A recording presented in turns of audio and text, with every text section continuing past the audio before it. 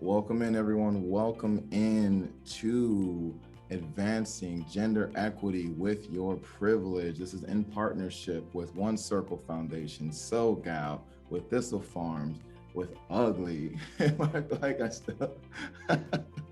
We have some amazing people on this call that you get a chance to hear from in a moment. My name is Kemi Joseph. I'm very honored to be your host and your presenter for this empowering training. We call them executive trainings because it goes beyond the keynote. We really want to dive in and give you tools that you can walk away with. And especially in this conversation with advancing gender equity, we want to make sure that you have the tools to, regardless of what your gender is, that you can be a part of this conversation, part of the solution. And I do want to take a moment. Could we continue to have back-to-back tragedies, just to, whether you're watching this live or replay, to take a moment and of silence, just honor those that we've lost in the most recent past.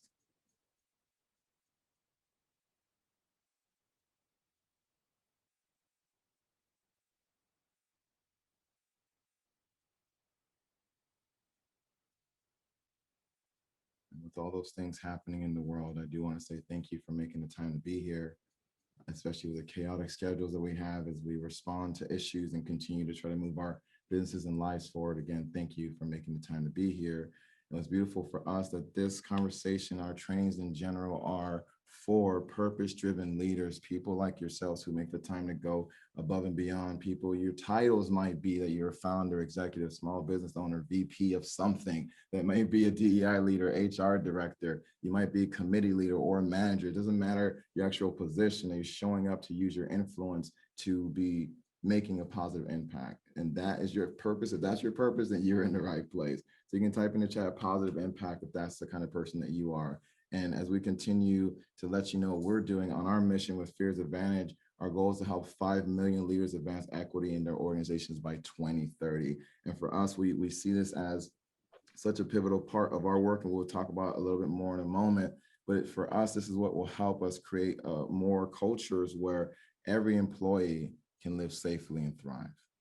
And this will help us long-term create a world where every human being lives safely and thrives.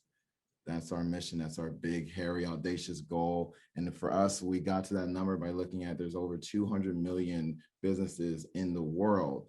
And if we compare this to this innovation adoption life cycle, just as a whole, how we adopt a new trends, new technology, we would say that 2.5% of those 200 million businesses is 5 million businesses.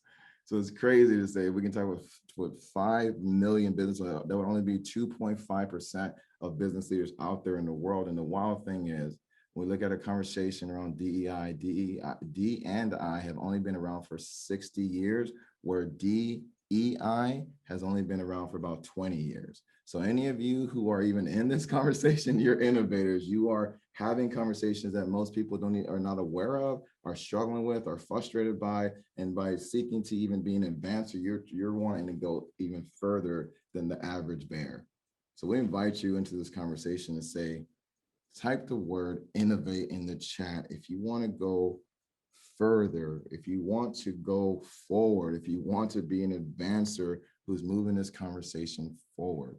Yeah, I love it. Thank y'all for being here. It just fires me up, and our goal is to provide you with those tools to make this process approachable, actionable, affordable, and enjoyable. Because we're definitely on a long road. So let's make sure we can enjoy this process as best we can. And part of the way that we enjoy this process is by collaborating with such amazing people. So I'm excited to introduce them in a moment. And I'll tell you, as you are diving in with us in this conversation, what we'll be talking about today. We will be modeling some lessons from women's rights movements to keep your team engaged and committed to DEI. We will also be helping to flip the script on privilege so you can create innovative solutions that are needed right now, needed to thrive in this era. And then we'll also help you learn how to drive real behavior change that creates a culture for people to thrive in your organization.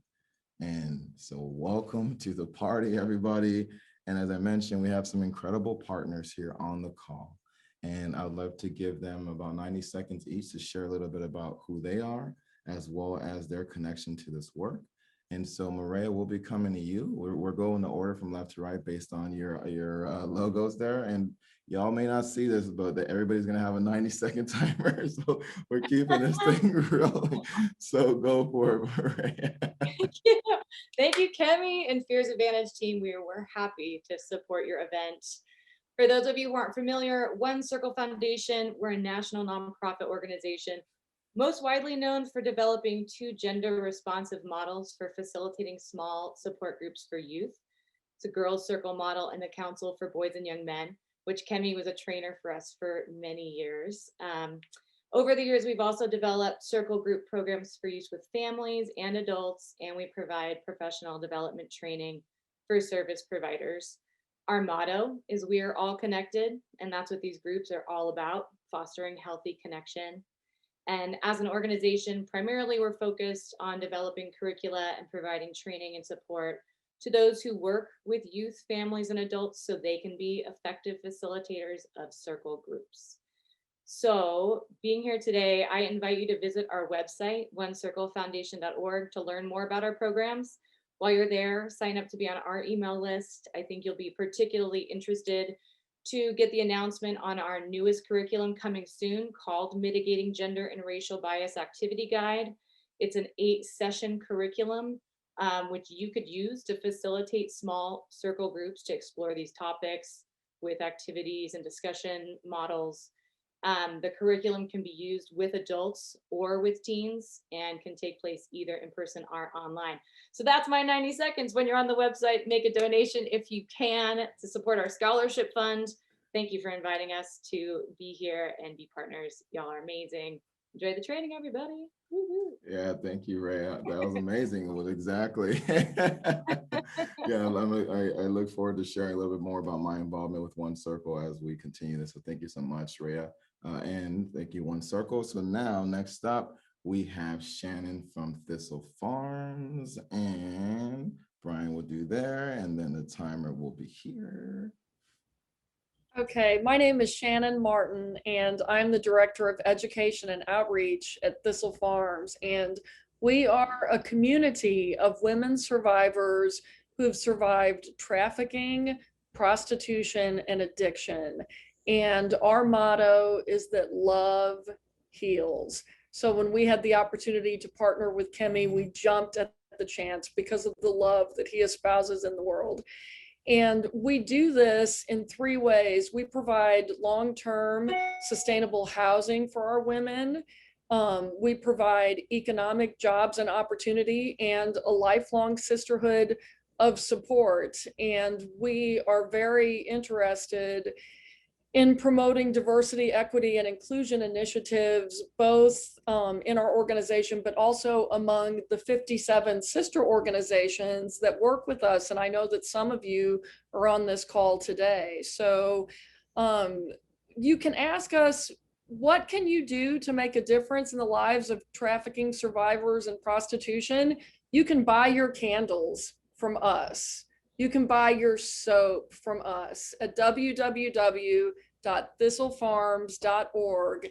Where you buy your soap makes a difference, and love does heal, everybody. Thank you so much. Shannon, pro. Thank you, Shannon. Thank you. Thank you. Yeah, and I've got a chance to try the candles as well as the hand sanitizer, and you make masks. All right, Shannon, we're going to thank you, and Thistle Farms, thank you for that. And we're bringing around Victoria, and she represents 2 organizations, SoGal and Ugly, and maybe even an additional one that she wants to share about. But we welcome the social entrepreneur, Victoria. Okay, let's see the clock. Got it. Okay, so hi everyone. I'm talking to my entrepreneurs here because I have a couple of resources for you.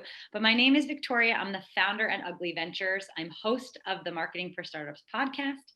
And Ugly Ventures is a catalyst for startups that demonstrate a strong foundation. We're a growth consultancy, and we're focused on helping women think bigger about their businesses and giving them the tools to grow. So that's from mentorships to execution to capital as well. But the other side of what I do is I'm so passionate about supporting and amplifying women and traditionally underrepresented founders through the work I do as a lead for the SoGal Foundation here in South Florida. So if you haven't heard of SoGal, it's the largest global platform for diverse entrepreneurs, operators, and investors with 50 plus chapters across 6 countries. And we're known best for hosting the largest global pitch competition for diverse founders. We also lead a grant fund for Black women and Black non-binary entrepreneurs, and a wellness program called Build Without Burnout. And there's so much more. So if that's interesting for you, or you're a founder yourself, there's tons of like live events and educational events, and you can sign up for the newsletter at iamsogal.com.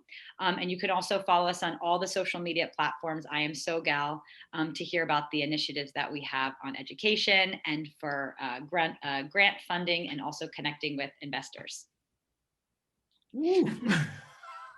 A pro pitch master there. All right. I really appreciate y'all being able to represent these organizations and support us in our work as partners and helping to promote this event. So please, for those of y'all out there, give them some snaps, give some thanks in the chat, visit their links and resources there. We just want to kick it off right at their top to honor them and to be able to provide those resources. And so again, thank y'all for being here as we talk about advancing gender equity. We just know this is a conversation that we as an organization cannot do alone. And we appreciate having so much support in that and being part of that conversation as well.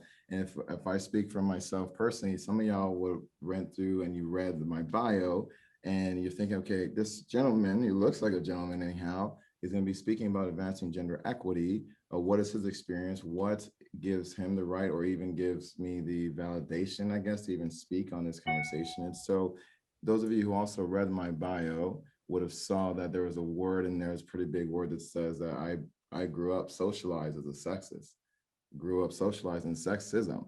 And I would say that there's many times in my life where I felt I was living in black and white.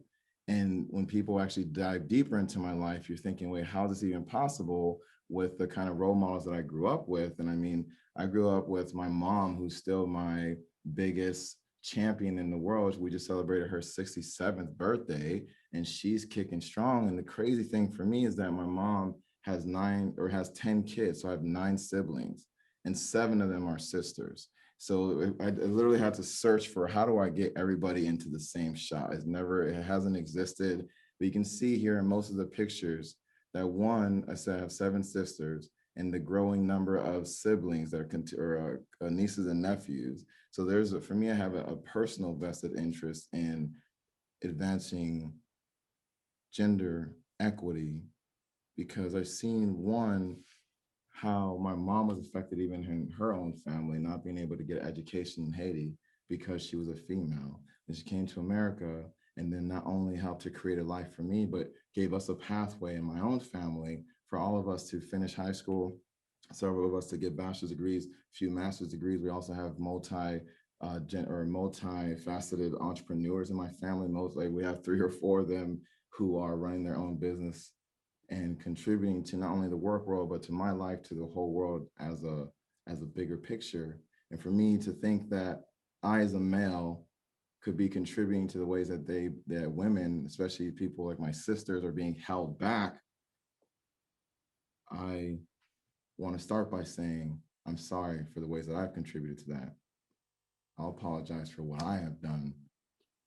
And I'm not here to say, oh man, congratulations, I'm no longer sexist. I'm saying, no, this is a journey. I mean, see it every single day in the way that we speak about it, how it shows up on TV. I think that gender is one of the ways that we promote inequity so vastly, and it's wild just to see it still.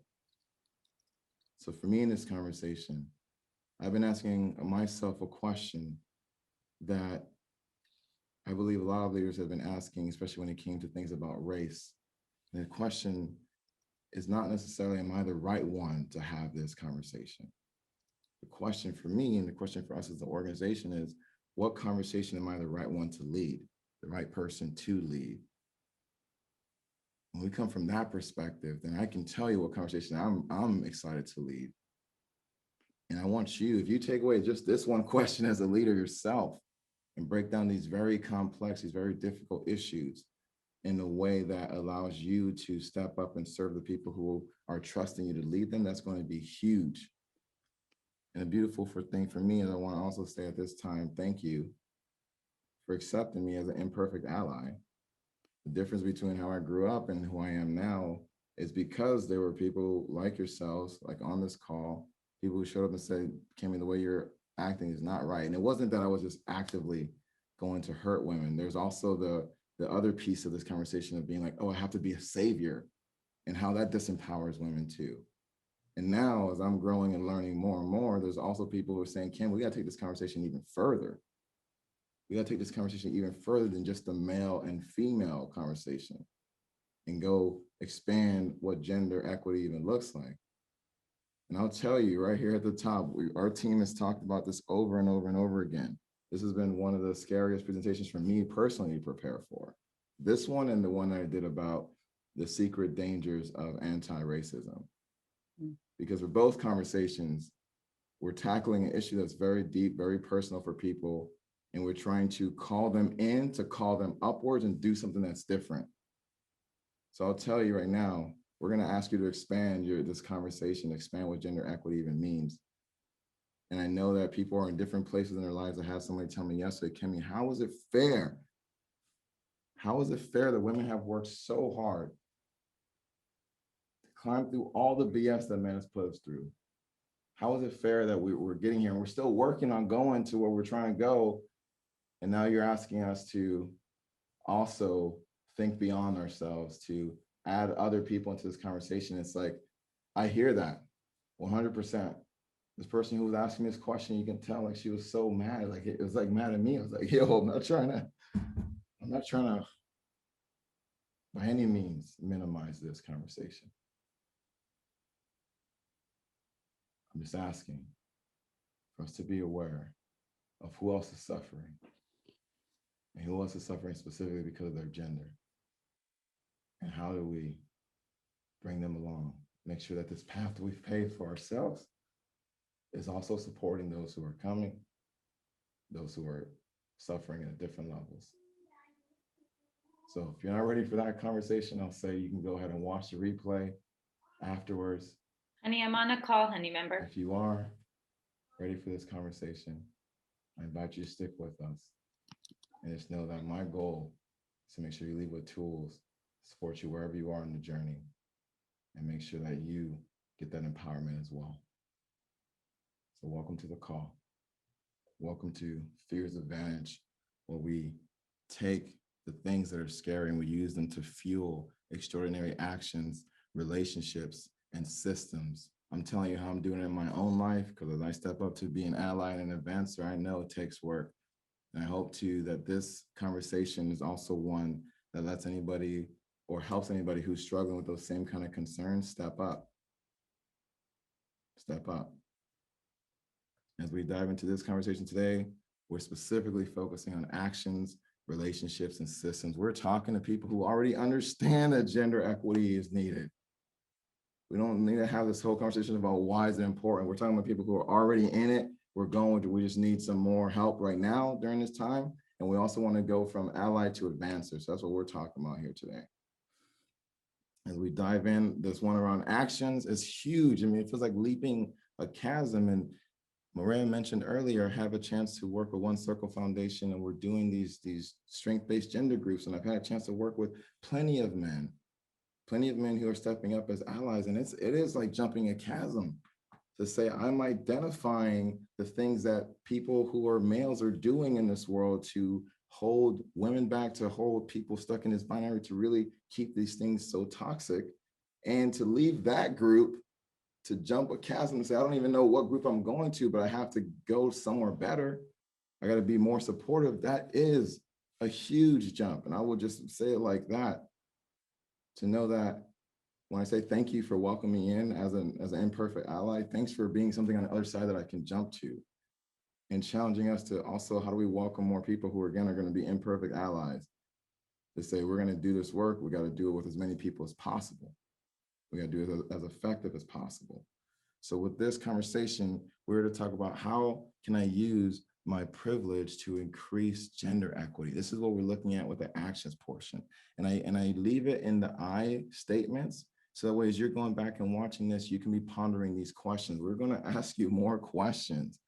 That's the way that we work with our coaching clients. We want to be able to ask questions on that. There's no rubric to gender development, no rubric to DEI development. We're all coming to it from different perspectives, and we will grow at different perspectives based on the questions we're asking ourselves. So please take away any of these questions and take screenshots as we go through this. And we ask you, some of y'all who came along this, to actually submit some information to do a pre-assessment. So we also want to bring your voices into the conversation. For example, we asked this question: I have experienced gender harassment or discrimination in a workplace. And looking at the yeses and nos, we've had the people on this call, there was about 30 of you who actually responded to this question. We have 16 or 53% that says yes. And if we ask this question, I'm currently experiencing gender-based discrimination or harassment in my workplace, what's interesting is we're seeing a lot more no's. So one, we're very grateful to see this based on the people who are in this room. Or we're not just talking about statistics of things that are long and far away. We're talking about people who are in this room. And people said, but we are home. Someone says, I mean, does discrimination stop at a screen? Because if that was the case, then I would just stay on a screen. I don't think that. So I appreciate that. Maybe that's one factor that you're home. I think what we're going to see in the next piece here is, I'm just going to load them so everything makes sense here, is that I have experienced gender equity in a workplace. So if you're seeing here on the left side, it's interesting that about 48% of people are still lower than a 6. And then on the right side, I'm currently experiencing gender equity in my workplace. And the numbers are high, right? Where it's actually having about 64% of folks are saying, okay, I'm actually experiencing gender equity. But if we compare them, so some people are not experiencing discrimination, but they're also not experiencing gender equity. To me, that's an interesting gap to be talking about. Whenever we do assessments, we always are looking at the gaps and talking about what could be impacting that. So we could be stopping discrimination, but not necessarily giving gender equity or providing a pathway to equity. So let's figure out how to close that gap. And I really think about what someone like Esther Peterson, who was the one who created the Equal Pay Act in 1963, when we're talking about gender equity, right now we are focusing it on female equity. We're going to expand it as we go through this presentation. She said the tangible barriers are falling. Now we have the attitudinal barriers. These are way harder to see. Some people call this implicit bias, some people call it ignorance, some people call it extremism. It's all mixed in those attitudinal barriers. And so part of the reason we're asking this conversation, asking you to participate in this conversation, are we willing to look at our own attitudinal barriers that are creating issues, not just externally, but internally as well. So when we have this conversation on equity, we know we've said that equity, our working definition is equity is fairly and systematically giving all people what they need to thrive, to live safely and thrive.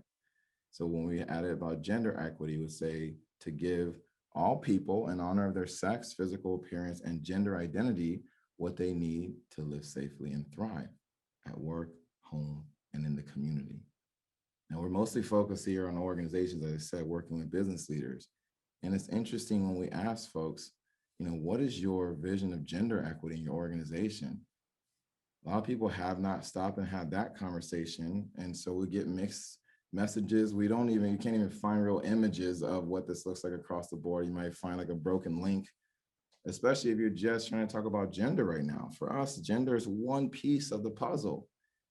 And if we're really talking about gender equality, if we were staying there, and we were just talking about women, could we even say that all women are treated fairly in the workplace? The research would say no, because when you start talking about gender, and then you go ahead and you add race to it, boom, you see a huge gap. You start talking about ethnicity and ability, then you start adding gender expression, age adds a whole nother gap into this conversation. So, and this is just one, sorry, I get so excited and fired up. This is what we're talking about, expanding this. So this is, when we're seeing this, It's just one portion. Then you start to add people's other life experiences, and the pie just keeps getting bigger and bigger. So when we're talking about expanding this conversation, it is very much an expansive conversation. And at the center, it says personality because this comes from the United Way of Asheville. We would also say your leadership is right there in the middle. How do you actually show up based on all these things affecting you? And people talk about intersections as if intersections are one kind of traffic stop. It's like, no, this stuff is spinning and changing and evolving. So for us, absolutely, we want gender equality. Absolutely, we want gender equity.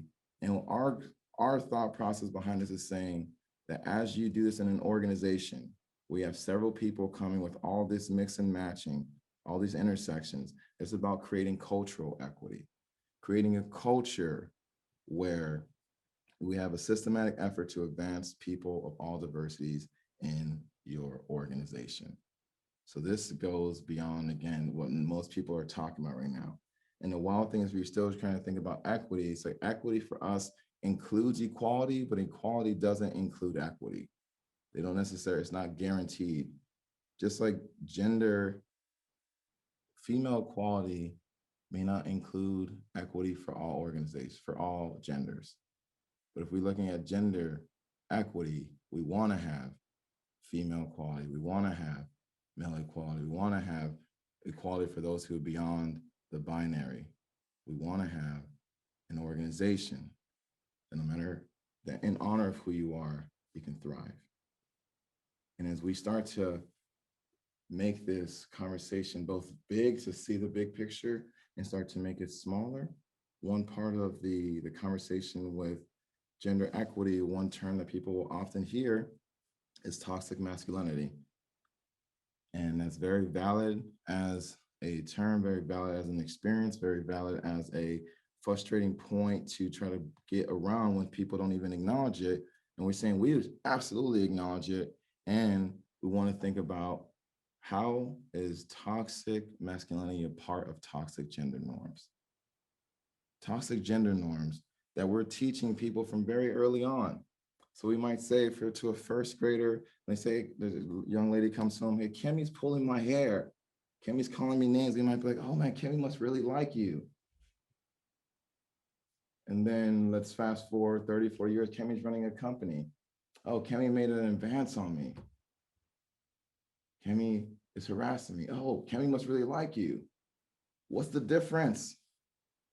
We're acknowledging a behavior and letting that persist when we're young and then being like, why is this persisting when we're old? It's not just one group doing this.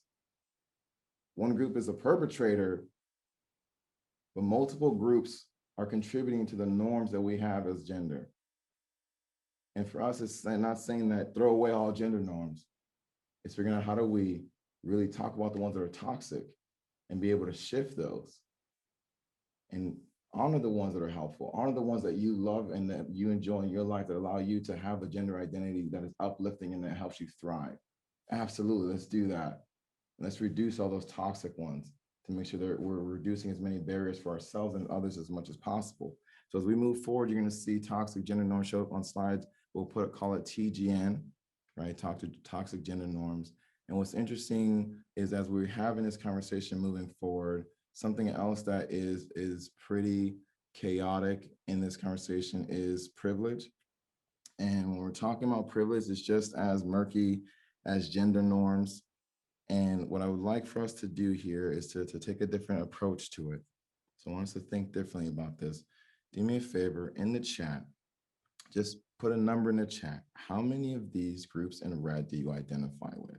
Just put a number in the chat. There's white people, boys and men, cisgender people, we have wealthy upper middle class or homeowners, we have heterosexual straight folks, we have adults who are aged 18 to 65, native English speakers, Christians, people without disabilities.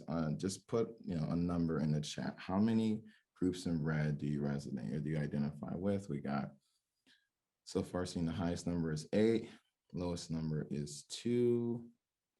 Okay. Appreciate y'all for sharing that. And now as we see more folks are coming, thanks for rolling with us here.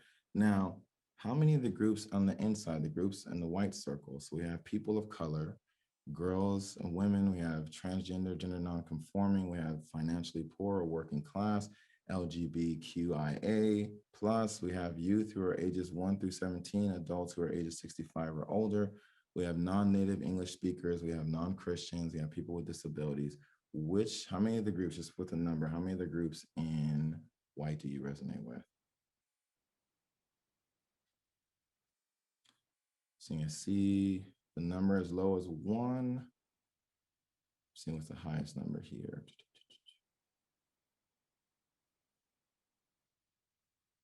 I think I want to say the highest number is 6 from what I can see. And what's interesting is this is kind of the classic version of how privilege is discussed in America. It says that the groups in red are oppressing the groups in white, which create marginalized groups. And generally, we're talking about, again, this is a snapshot of privilege in America. And with some of the ways that shows up: systematic discrimination, unfair standards, intimidation and threats, misrepresentation, blaming, denying status, emotional abuse. And generally, this is how we talk about privilege as inequity. And most people just end the conversation here. All right, everybody, go ahead and feel silent for the rest of the day. Just fade to black. We're saying, what if there's more to that conversation? Because the interesting thing is, people in this room rated a mix of groups inside and outside, groups in red and groups in white, groups who may be considered oppressive groups, groups that may be considered marginalized groups. No one had 100 or 10 across the board. So interesting thing here is that what if we flip the conversation, say, we don't have to leave the privilege conversation just static on the discrimination and equity side. We can actually use the privilege. We can actually use our privileges to create more equitable standards, more equitable goals, to empower and protect, to have diverse representation, to grant status, right? That we can actually use our privilege as equity, use our privilege to advance equity. This is the conversation that we're on here. It's for us, as we start to expand this is what we create, how we create cultural equity and bring people along in a way that says you have the ability to support, you have the ability to help, so let's help and give you a pathway to do so, regardless of where you're at in this conversation. So that's how we want to have this. And I want to leave you with some questions in this section. Questions that we're asking our clients directly to be able to answer, because I know how much of this is, again, a personal experience to be able to unpack it in our minds. And so for those of you who want to stay for the Q&A afterwards, we will be talking about these questions and others. But for those of you who just want to do your own processing, and some people have asked us, what can we do? Where do I start? I'm going to give you some questions to be thinking about in this conversation in order to be able to remove some of the barriers that might be preventing you from showing up fully in this conversation. And so, sorry, again, TGN, toxic gender norms. So how are toxic gender norms impacting my identity and responsibilities? So it's thinking about in what ways is it holding me back? In what ways am I being held back by these toxic gender norms? In what ways am I benefiting from toxic gender norms? How are my gender norms impacting my engagement in this conversation or solution? And then how are my gender norms impacting my leadership? So they don't have to be, all gender norms are not toxic. So it's important to understand the ones that are toxic and the ones that you are finding to be helpful, and how are they still impacting your engagement and leadership in this conversation. And if we're talking about privilege, it's how can I help increase access to the privileges I enjoy most? What's interesting in even studying Esther Peterson, right? As I said, when you start adding race and gender, we've seen that, people in her status had a great deal of privilege, even in the conversation around gender equality. And she focused her attention on how can I write bills and legislations that will help to pave the road for all women, for people who are not getting fair treatment in the workplace. And that lays the groundwork for us to expand who else will get fair treatment in this conversation, in this workplace moving forward. So that closes out the actions portion. So I'll tell you, this is where you should grab a screenshot. We won't process all the questions here, but I'm just encouraging you to grab a screenshot for those of you who want to continue that conversation. And you're absolutely welcome to bring these conversations back to your teams. We want to be able to give you the screenshots as well. And as we are moving forward into relationships, we'll spend the next, I'll say 7 or so minutes on relationships. For us, the big question that we're asking is, how can I be more gender inclusive right now? Sometimes folks will come to a training and they're saying, okay, some of these things are a big deal, and then maybe it requires a whole organization. Like, what can I do right now? This is definitely the section for you after you are processing your own gender norms and which ones may be toxic. What can you do right now when you leave the Zoom call? Well, one, we ask people in the pre-assessment to be able to share a little bit about their experience. So what is something you wish people with different gender identities understood about your work experience, you or your work experience? I'll just give you a chance to read some of them and see what comes up for you, right? We're not going to have people share right now, but it's interesting for us to see the beliefs. Privilege already comes up. It's wild when we have folks will say, we're all welcome in our buildings. And is that actually true? Who decides that someone's welcome? What comes first? Inclusion or belonging? We say that inclusion is the action. Belonging is the byproduct of that action. I can't tell you that you belong here. I can help include you. You have to determine that you actually belong, that you feel safe. So it's important that when we say we're all welcome here, let's make sure that it's actually true. If you're saying that as a leader at any stage of your organization, what are you doing to check in and make sure that it's actually true? And for us, when we're talking about what we can do to build these relationships, a lot of us have heard about microaggressions, ways that we continue to perpetuate those toxic gender norms. We're going to say, well, to dismantle a gender norm, I'll tell you right now, is going to be a big deal. So we're going to encourage you to be making micro progressions in your own journey. What does it mean to take this step by step for you, where you are as a leader, especially as a DEI leader? Even as an ally, there's still much more work that I continue to learn every day. And what's interesting is, notice none of this is talking about policy. We already have policies that talk about discrimination, that talk about what not to do. There's full-on trainings that are not like anti-harassment trainings. What about the practices that we're each contributing? And what's interesting is we start to do this. This is back to the conversation I was having last night. Are we in this process willing to acknowledge the harm that we might be causing, the way that we're upholding norms and kind of imposing norms on other people that may not be healthy for them, especially as we go again beyond male and female and expand to different genders who are also asking to be a part of the conversation, to be witnessed, to be seen. And so the question for me, talking about being more gender inclusive, I want to ask myself, how can I identify and reduce any harm I may be causing? I'm actually checking in with the people closest to me, asking for feedback to make sure the way that I'm operating, that I'm leading, is not causing any harm. And as assuming that I'm reducing, just in reducing your harm, this would be huge. And the reason I say that is on my journey, sometimes we're asking people to like step up and be allies. We're like, hey, you can stop being an antagonizer first. That's huge. Even if you're not an ally yet, stop being an antagonizer. And I would say I was an antagonizer. Stop being an antagonizer. So check in on your harm that you're causing. As you reduce your harm, people will let you be more of an ally, right? This is a multi-step process here. So we're talking about reducing personal harm that you may be causing. And then what practices and habits can I use right now to help people feel safe? Can I use right now to help people feel more included? Can I use right now to help people feel like they can trust me?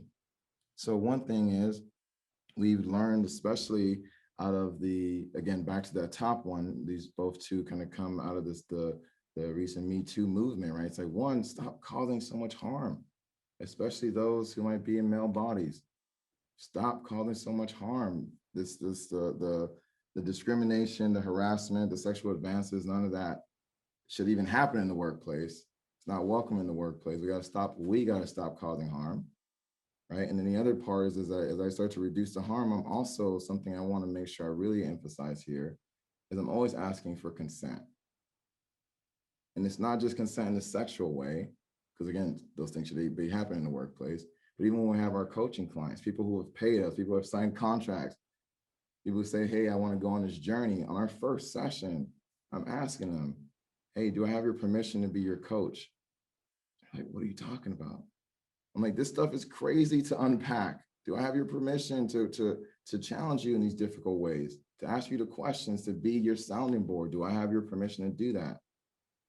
It's like instant trust, because they don't have to be forced to tell me anything, but they start to tell me so much more than they thought they were going to tell me, because they also know that I'm going to respect their boundaries, which is something that you can do right now as well.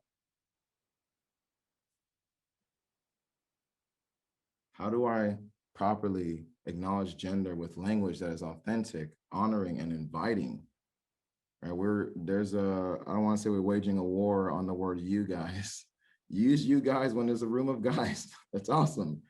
There's literally 30 more versions. And somebody said to me, I was talking to a client, and they were saying, yeah, man, because I tell them, when we're talking about, for example, just you guys, I tell them, well, I say, y'all, folks, people, hey, everyone, hey, team. I give him at least 5. And he's like, some of those, I sound weird, or sound like the Black Eyed Peas, or sound like I'm, from some kind of place in the South. I'm like, wait, first of all, I'm from the South. Chill out with all that. But second of all, you're more concerned about how you sound versus how other people are hearing you, how other people are affected by the word that you're using.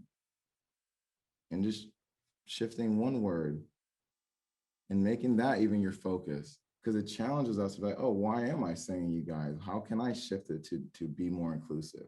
Even that alone is a step in the right direction. Folks have been talking about using gender pronouns. You notice my name doesn't say my gender pronouns. I invite people to list their gender pronouns, but I don't want to force everyone to put their gender pronouns, because that might be another way of outing somebody who is not trying to have that conversation, especially at work. How do I give options to people? How do I use language that makes sure that I'm inviting people in, that they can have conversation with me? How can I help create equitable gender norms?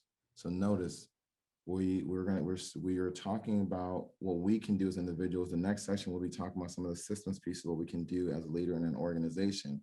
This is important, that how can we create more gender norms, especially anywhere that you have influence, making sure that our norms influence our culture, and our culture then will enable and sustain these norms. So as we shift the norms in our organization, we start to shift the culture and make it to be a place where people can show up fully. How can I engage myself and my team in a holistic way, in a wholesome or holistic way? And this for us is going beyond trainings. This is going beyond trainings. I also work in the entertainment space, and it's interesting to be able to take clients through both a training experience and then also an entertainment experience. And does gender equity stop when we're in entertainment? Does gender equity stop when we're at home? No.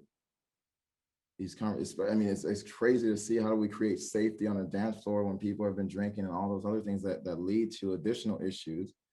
We have to really be thinking, how do we broaden this conversation to where people make sure that we are taking care of each other at work, in trainings, in social situations, at home. If you're talking about practicing gender norms and healthier ones, talk about it with your spouse at home.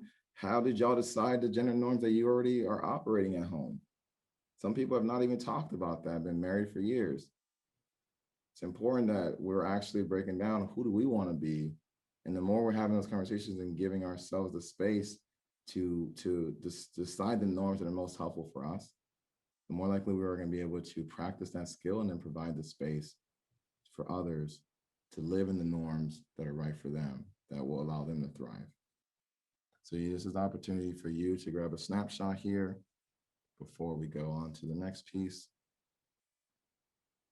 That will close out relationships. And now we're going on to systems.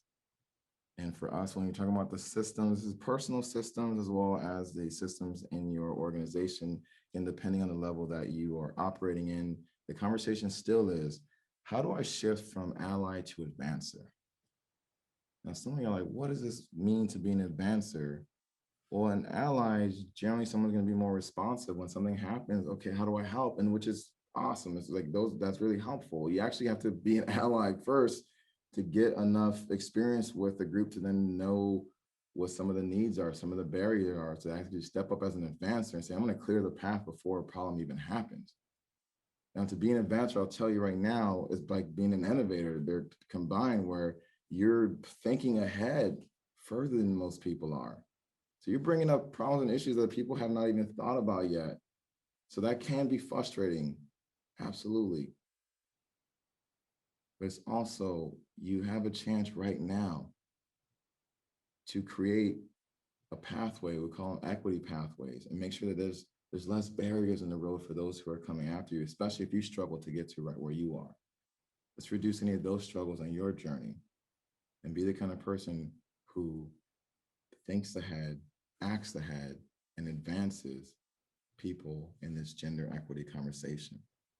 So thank you for being allies, and put the word advancer in the chat if you want to advance, right? Put the word advancer in the chat. You're like, all right, we're going to go for it.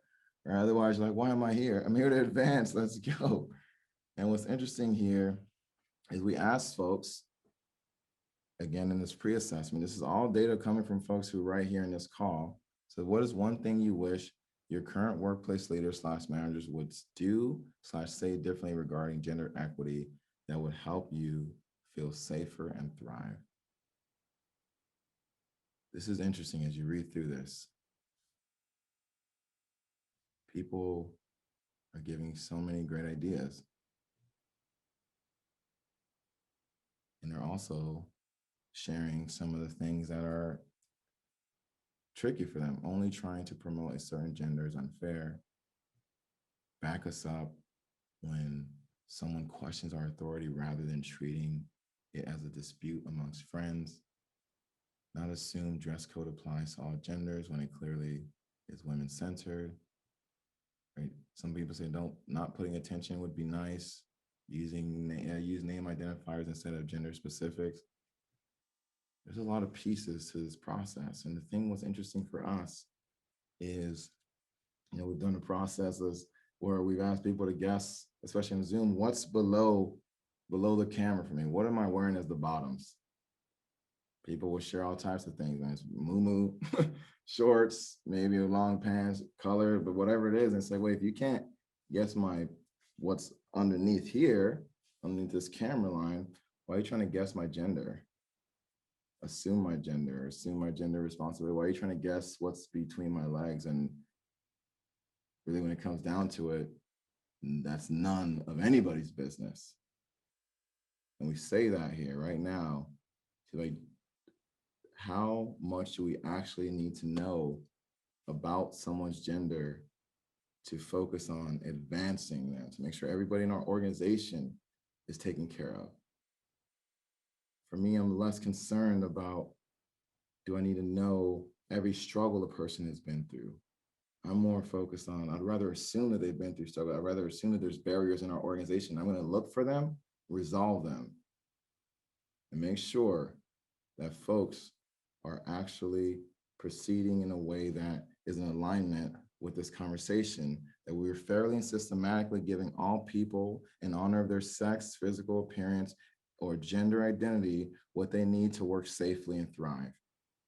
So if we zone this in here and we're talking about equity pathways, I'm just going to give a high level overview of this and saying that there are many areas where human beings need equity to thrive. We're talking about health and mental health, family, social, relational equity, spiritual, religious equity, housing equity, environmental equity, educational equity, economic, career equity, legal equity, and governmental equity. And all of those areas require us to give people awareness, access, opportunity, safety, belonging, resources, development, advancement, autonomy, and legacy. Most of us are getting overwhelmed when we're trying to do equity in all of these areas. We're telling you as business leaders, you're required to provide career equity. The other pieces are not a mandate as running a business, depending on which industry that you're in.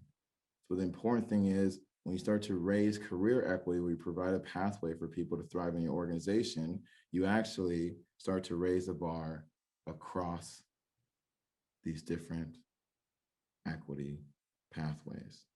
Same is true. When you start to reduce it, you stunt people's growth in your organization, you can stunt people's growth in their lives. So we're on this conversation. How do we create the career equity that people need? So it is making sure that when people have awareness of our organization, what we're doing to support and protect them, they have access to be able to be hired for our company, have opportunity to work with our company. They have the safety once they're actually an employee, they can be safe there. They have a sense of belonging because they're included into our culture. They have the resources to actually do the job that we hired them to do. Like, what a concept, right? They have the development and the training that they need to be able to move forward. They have the advancement. So they're not having this glass ceiling. They actually are able to get to the highest levels of your organization. They have the autonomy to operate in a way that is, again, in honor of them and allows them to do the job at the highest level. And they're able to leave a legacy. They're able to leave a legacy. And hopefully it's a legacy of equity. So I'm going to ask you here, when you're thinking about yourself and your organization, which of these areas do you feel like you need most to thrive? What do I need most to thrive? What do I need, regardless of your position? Because I ask this to leaders all the time. What do you need to thrive in your job? And the interesting thing is they're like, oh, I definitely need some more training so we can, so I know how to do this piece and even manage my team better. I'm like, have you asked? And he said, no. I was like, what? Why haven't you asked for more training? Our company, we don't have the money. We don't have the resources or time. I'm like, wait a minute. If you feel like you can't ask, if you're a leader, you feel like you can't ask, what about everybody who's depending on you or everybody who might be lower than you on the org chart? Do you feel like they have the same struggle with trying to ask what they need, the support they need? So as we start to look at that question for us as leaders of what do I need most to thrive, we can also parlay that conversation to what other people might need most to thrive. And we're oftentimes, when we're assessing organizations, we're finding gaps in their recruitment, in their hiring, and their protecting, and their inclusion, how they're funding their people, funding their operations, how they're training folks, how they're advancing their folks, and how they're operating. And I know that people on this call are different tiers in the organization. So I'm going to ask you to answer this question. Where do I have the most influence? Where do I have the most influence? Right? One of the things that would be amazing in the funding conversations around pay parity, 100%, making sure people get equal pay for equal work, 100%. There's a lot of folks in this room who do not influence those decisions. But I'll tell you, everyone in an organization influences how people feel included and protected in the organization by how we treat people. So it's important, as we're closing out this portion, that we're talking about shifting from ally to advancer, that and I'll actually load all the questions so you have them here. When I'm asking myself, how do I make my leadership, this is not about the organization, how do I make my leadership more fair? And then you can fill in the blanks. So how do I make my leadership more fair for women to succeed in our organization? How do I make my leadership more fair for transgender people to succeed in our organization? How do I make my leadership safer for my team to tell me about their needs and the things that are difficult? Right? So as you think about these questions for your own leadership, that way we can stop relying on our organization to change. We are absolutely working on organizational change, and this is focused on you as the leader. What can you do right now to be advancing this conversation? And then how do I provide a consistent platform for sharing and seeking support? This is an interesting thing, right? I won't share too much, but people constantly are telling me about the workplace discrimination or harassment or sexual advances they're experiencing. And I ask them about sharing that. They won't even go to HR because they have their own fear of retribution of what might happen. Are you the kind of leader that they would go to? Are you the perpetrator? Do they have another role, somebody else to go to in your organization. It's crazy when we do our assessments and people, about 50% of employees feel like they are not safe in their organization. And sometimes that's even management and other leaders. So what are we doing to check in on that? How do I support people in ways that they want to be supported, knowing that not everybody wants the same type of support? And how do I schedule and fund my development? This is putting time even to check in with my team. This is scheduling the classes that I'm going to take. And when I say fund, yes, about funding it financially, but also funding it emotionally, funding it with your time, making sure you're funding it with your efforts to make sure that you're putting in the work to develop yourself. Even if you are not necessarily paying dollars, we have to pay full attention to this conversation. And what processes and or policies can I edit or help establish? Again, different questions for different tiers of where you are in your organization, because not everybody has the ability to help establish a process or a policy. But I'll tell you, at those top two questions, everybody can answer those, because we consider that John Maxwell quote that leadership is influence, nothing more, nothing less. So anybody who has influence in an organization, wherever you have influence, you are a leader. And how can you make sure that your leadership is more fair and more safe for those in your organization? And again, you can screenshot that before I move from the slide. And I will close out here by saying that that covers those three pieces for the actions, relationships, and systems portion. You obviously see that we could talk more. I did my best to keep this within an hour. So, right, to do my best to keep that within an hour. And for those of you who are staying for that portion, thank you. So that will close out this. And as we close out, as I said, again, thank you for allowing me to be an imperfect ally in this conversation and showing up to answer that question. I encourage all of y'all to ask yourselves, which is, what conversation am I the right person to lead? Because right now we're talking about gender. There are so many issues happening at the same time. If you find the ways that you're the right person to lead certain conversations, you will be helping your team right now feel safer in your care, right now feel safer to be themselves around you and in your organization right now. You help your team thrive right now. So thank you for being here. And for those of you who are staying for the second portion of this, what we're going to do, we're actually rolling out a new DEI Leadership Assessment. It's free. And the awesome piece here is that you get a chance to run through it yourself. And what we call it a DEI Leadership Assessment, I said a moment ago, we're kind of reclaiming the power that we all have as individuals to support people in our organizations, especially if you have the title of some kind of manager, director, you're an executive or founder, especially if you have those titles. But for sure, everyone has influence in your organization. So we're looking at your leadership and what you're doing.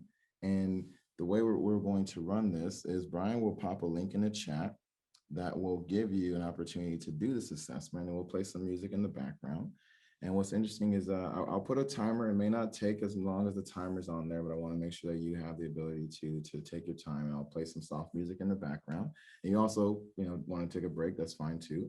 What we'll do is after the assessment, you will actually get an opportunity we'll process those results and talk through your own challenges as a leader. So as you identify that, you can walk out of here and say, oh, great, I got some tools and I got some resources to be able to go about improving my DEI leadership right now. And so this is the link. Brian put the link in the chat. You'll see this page and it'll break down the instructions for you. I'll put this timer. Again, it may not take you 10 minutes, but at least I'll give folks that. So when you're done, you can type the word done in the chat, and then we'll know that you are ready to move forward.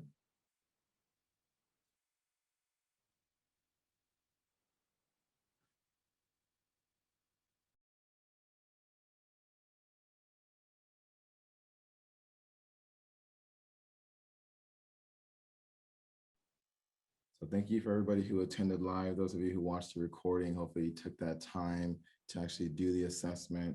And at the end of the assessment, or for anyone who's interested, you're always welcome to book a DEI leadership call with me in order to help you take this conversation to the next level and make it actionable in your organization. So today we focused on covering these objectives of modeling lessons from the women's rights movement to keep your team engaged and committed to DEI, to flip the script on privileges so you can create innovative solutions needed to thrive in this area, and also to drive real behavior change that creates the culture for people to thrive in your organization.